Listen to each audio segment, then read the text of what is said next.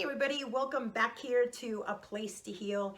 If you have never been here before, my name is Marie, and normally I give people health advice, but today I'm going to try to share some tips and tricks and stuff with you about felines.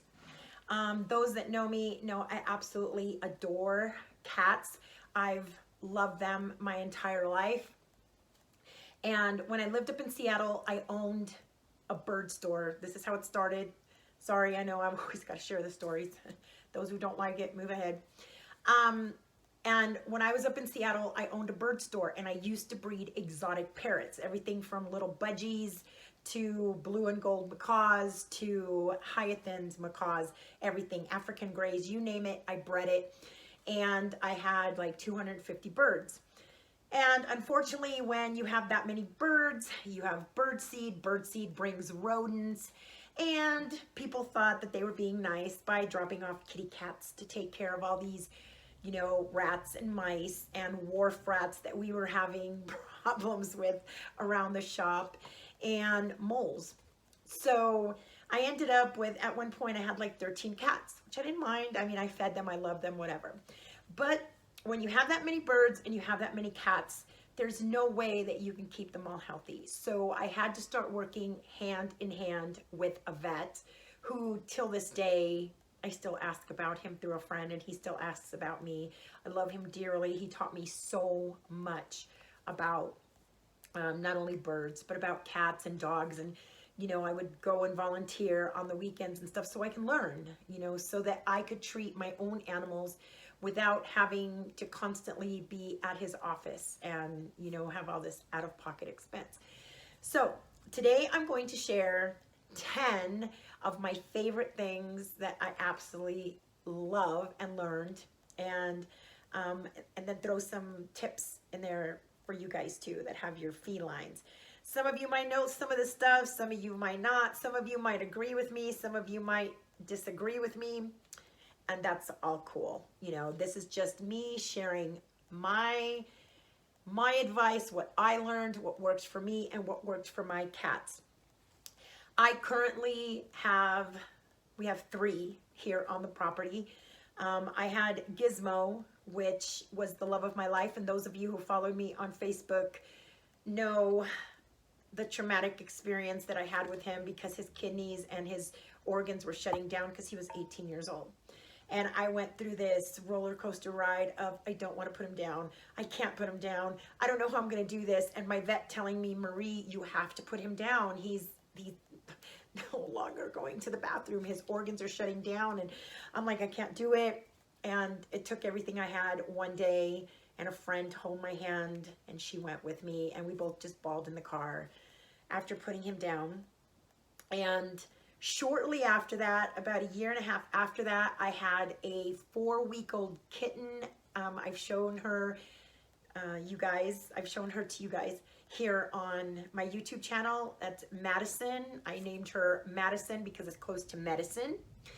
And she's the biggest bee you ever want to meet on the face of the planet, but I simply adore her. I love her attitude. I love her, I don't need you kind of attitude, which I love that about cats. And shortly after that, she will be 1-year-old in November. On Thanksgiving, she was dumped in my garbage can, and that's how I ended up with her.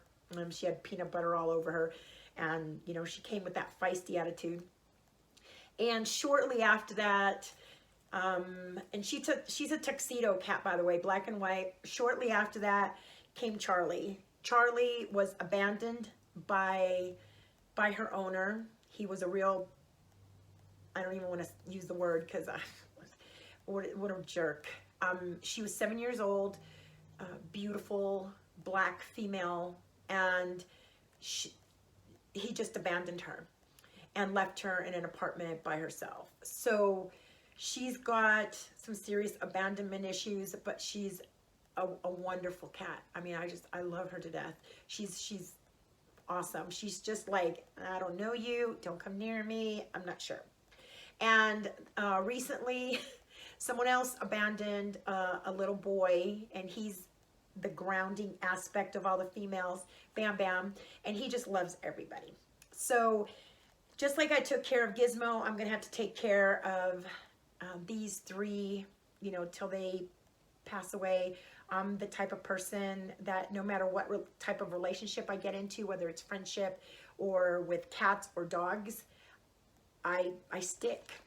And I believe that, you know, we need to see that out because, you know, they count on you. They don't know why they're being thrown away or whatever.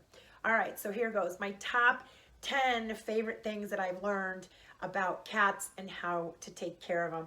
Some of them I have here, some of them I don't have here, but I will be posting the link underneath this video so that you guys, if you don't want to buy from Amazon, that's not a problem. Just go ahead and at least look at the product so that way you can get it somewhere else or get it from your own health food store. All right, so the first one is Cell Food. I don't have it, I'm actually out. It's on my list to buy this week. Cell Food is a liquid. It's a tiny little bottle.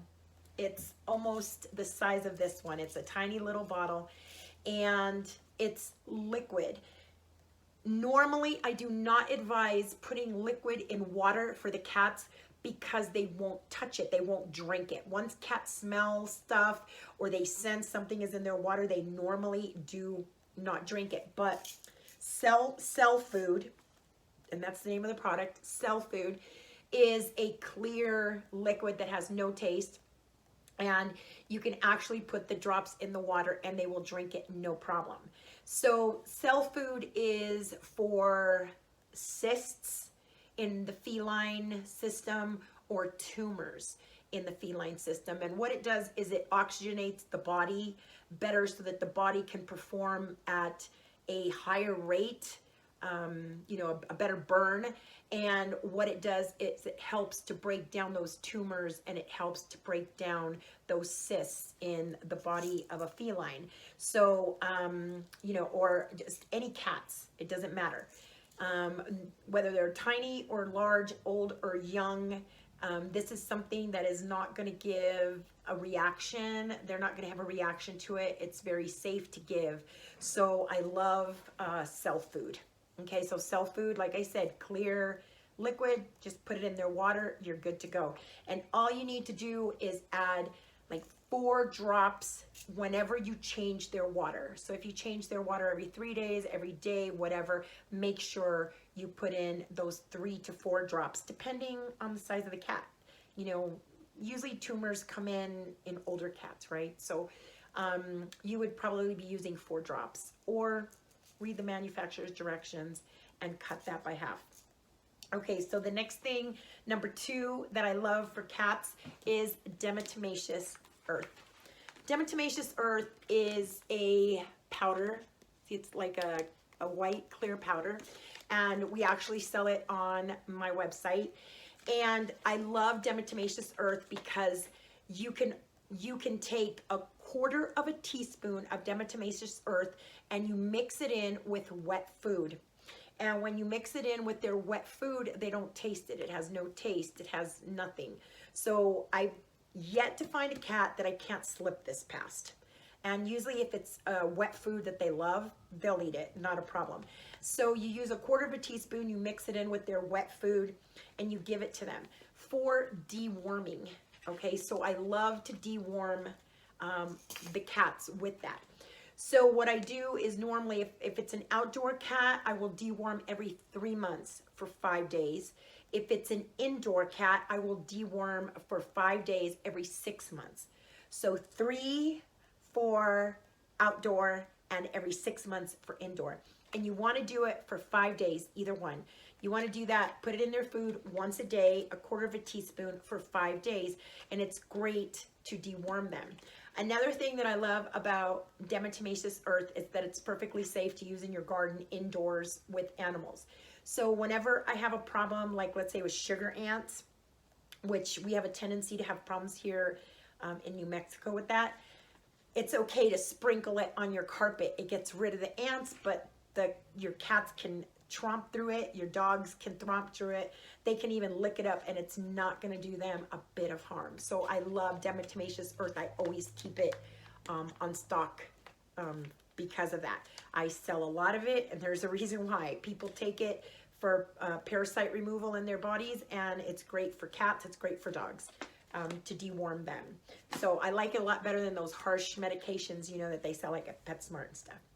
Okay, number 3, I also don't have, I need to get, is cell salts.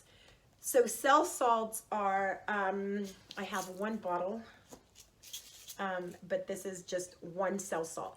Usually there's 12 cell salts, okay, and they dissolve very easily. It's one of those things that you can also add to water and you can get away with it. So all you need to do is put 2 little capsules or even 1 little capsule in their water once a week, and it gives them everything they need. Each cell salt targets a certain area in the body. So let's say cell salt 1 might be for like kidneys and adrenals. Number 2 might be for brain function, you know, nervous system, a circulatory system, all that. So each cell salt attacks a certain area in the body.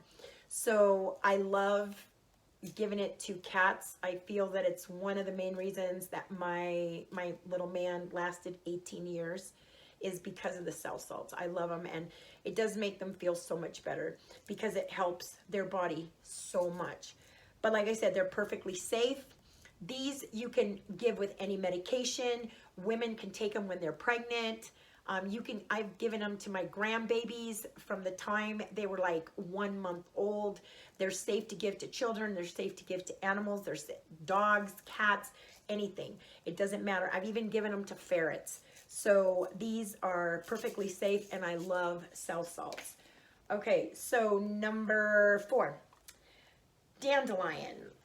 So dandelion is a tea. I like to use the leaf. You can get dandelion leaf or dandelion root. I prefer the leaf because it's not as harsh as the root for cats.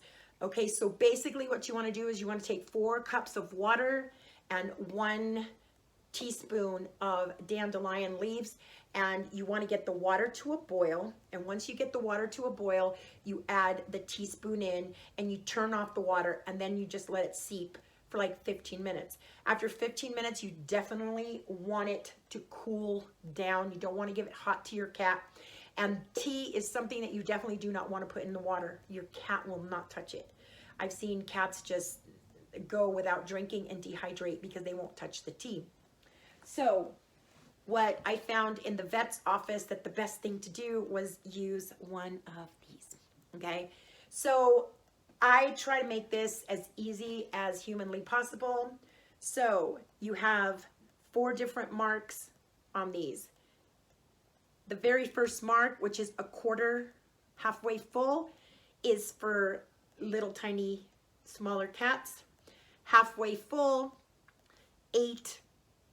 8-month-old to a 1.5 year old, and 3/4 of the way or all the way would be for much older cats, 2 years and older, 3 years and older.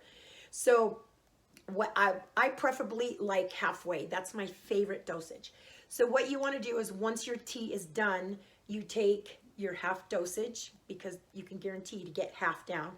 And you never want to just shove it into a cat's mouth. You can aspirate a cat that way. You can aspirate birds that way. You can aspirate pretty much anything that way.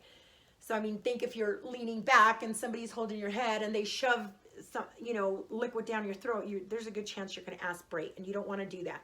So with cats, what you want to do is you want to take it, you want to put it on the inside, and then you want to shoot it because it will drain in through the side. Some of it will come back up. They will spit some of it out. Some cats are pretty clever, but most of it will get down there enough to do the job. So dandelion tea, what I use dandelion tea is for itching.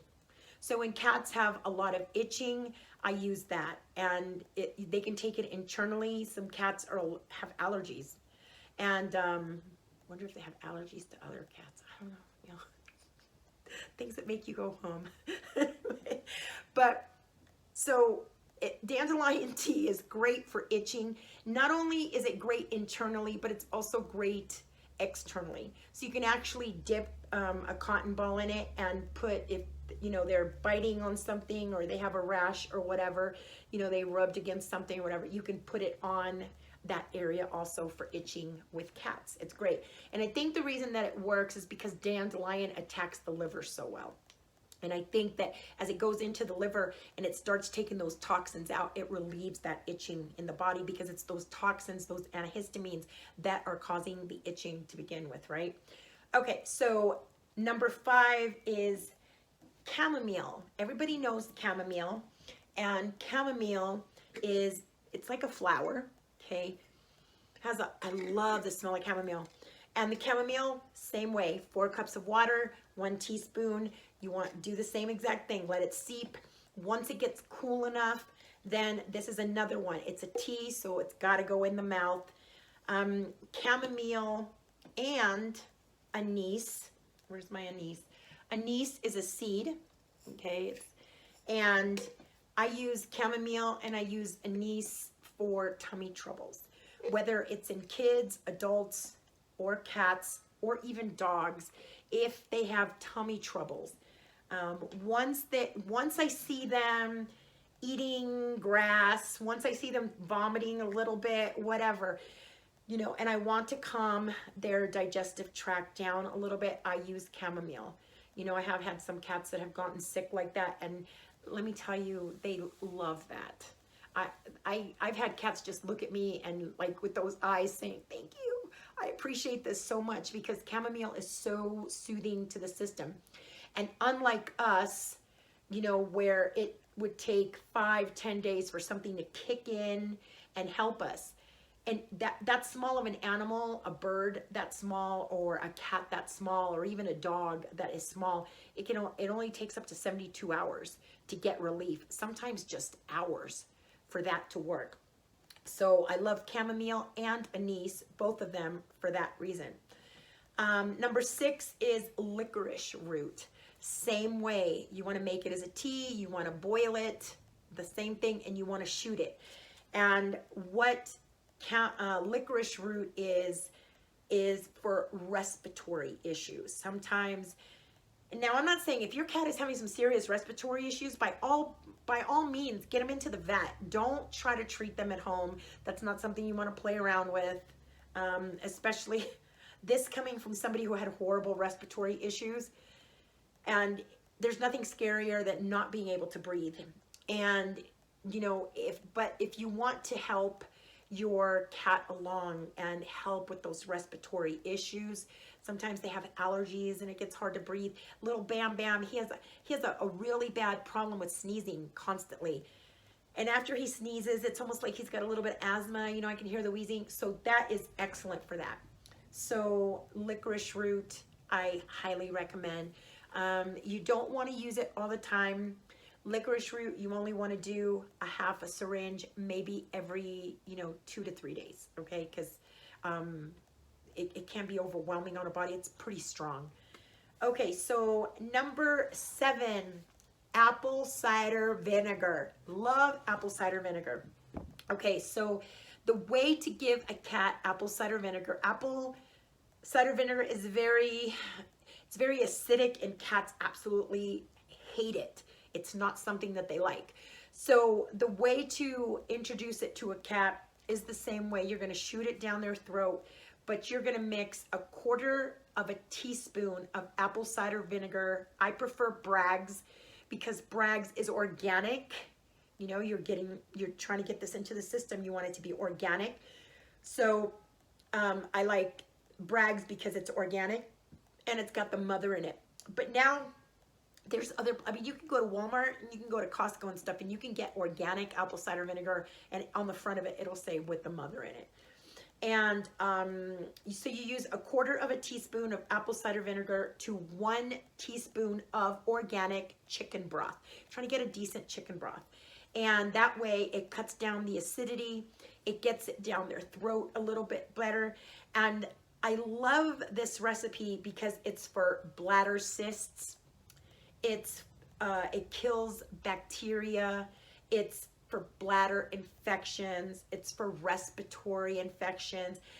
And, I absolutely love that because cats have a tendency to get a lot of bladder infections and urinary tract infections. And one of the main reasons when I was working for this doctor in Seattle that we found out to be the reason for this was plain tap water. A lot of people feed their cats tap water, and it's one of the absolute worst things that you can give to a cat.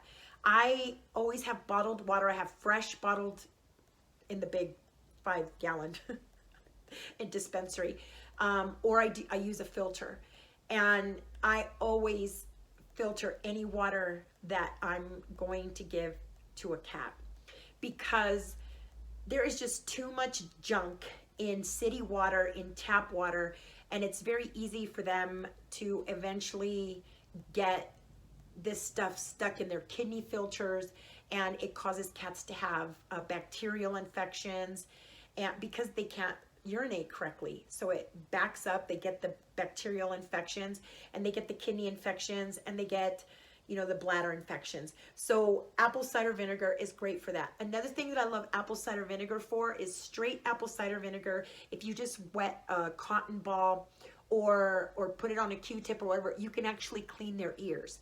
And I love that because when you get in there with apple cider vinegar, not only is it a lot less dangerous than, let's say, alcohol, but it's also has certain properties that kill the bacteria. If there's any bacteria inside their ears or any parasites, it's going to attack that also. So I love using apple cider vinegar to do that. Number nine is called the killer boric acid. And I know there's some of you right now going, oh my gosh, boric acid, isn't that the stuff that you give to kill roaches? Okay, that's different. This boric acid is minerals from sea salt. So, and they're suppositories. And you ladies, if you're watching and you have the kitty cats, you're going to know exactly what I'm talking about. There's something that's comparable to that called monostat 7. And the killer boric acid suppositories and monostat 7 both do the same thing. They're for female yeast infections, and they're suppositories. You insert them. So what we found in this veterinary's office is that even though monostat 7 does work, it has a lot more chemicals in it where the killer boric acid does not. So what we started doing, but you can use either one in a pinch. So what we started doing was we would cut a little bit off of that suppository and those inserts, and we would melt it. And once it was melted, we would put it on. It's like deflucan. It's a fungal. It kills anything that's fungus. So we would put it on the area of the cat, and it would kill fungus infections. Another problem that we had up in Seattle was that because it's very humid, there is a lot of fungus that grows. So cats were very prone to fungal infections, and birds were very prone to fungal infections. So we even found that it was perfectly safe to dip it, and we would have, especially the baby cockatiels or sometimes the baby kittens would be born with thrush. And we would actually just dip the Q-tip in it and just rub it on their mouth, and within 24 hours, it would be completely gone. So that is one of my favorites. And number 10 is minerals. I preach minerals constantly. You know, we are made up of this great mineral content, everything, plants, the sky, the moon, the stars, the oceans, everything is made out of these great minerals. Even salt water contains almost 100 minerals. And cats, I believe, thrive on minerals.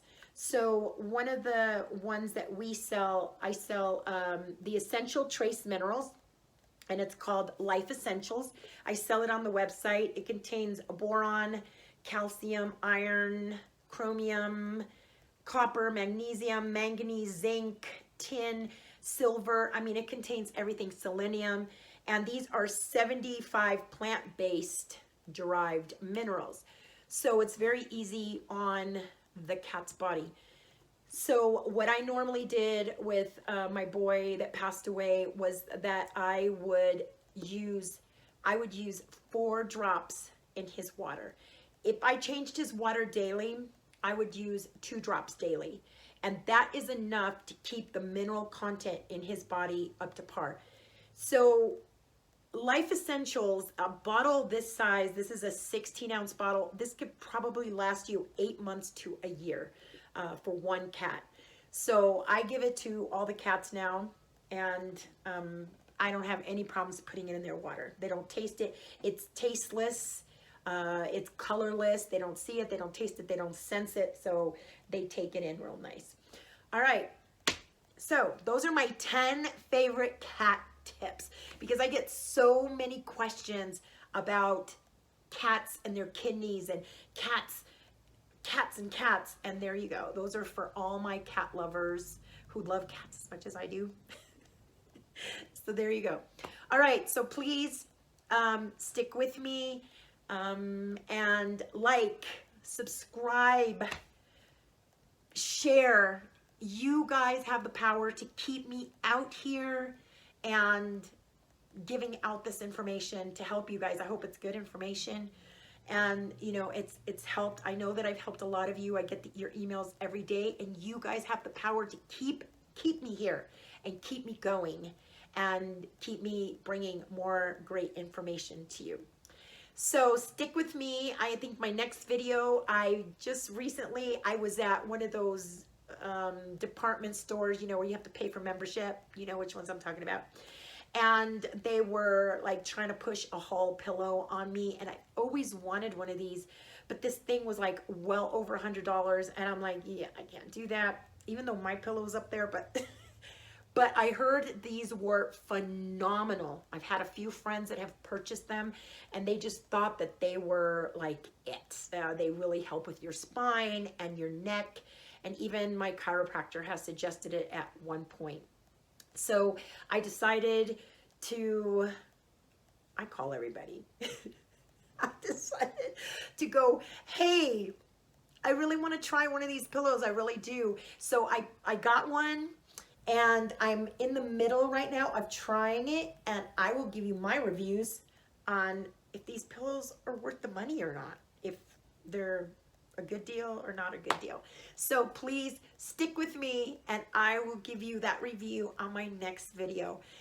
Remember, till I see you once again, stay happy, stay healthy, and please love and respect one another. Bye-bye.